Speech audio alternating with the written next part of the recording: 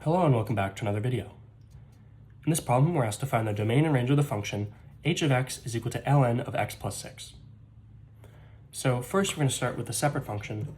F of x is simply equal to ln of x, right, the natural log of x.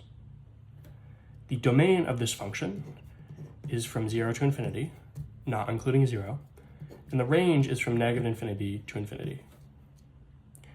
And we're going to apply a transformation, right? We can see we're adding 6, and see how that affects the domain and range. So if we're adding a number to x, that means we're shifting it.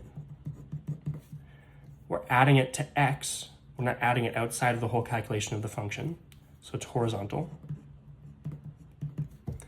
It's addition, not subtraction, so it's to the left, and it's 6 units. And that's the only transformation that we're doing. So therefore, the domain, which is all the x values, is moved 6 to the left. So 0 becomes a negative 6. Infinity remains infinity.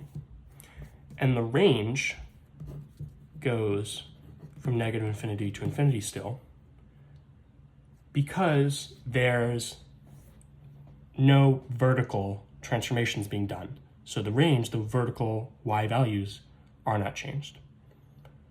Realistically, if your domain is, if your range is all real numbers, there's no transformation that you could do that would change it, right? Adding 4 to infinity, multiplying 2 by infinity, dividing by 3, whatever, it's still going to be negative infinity to infinity. Not that that really matters for this problem. But this is your new domain and range.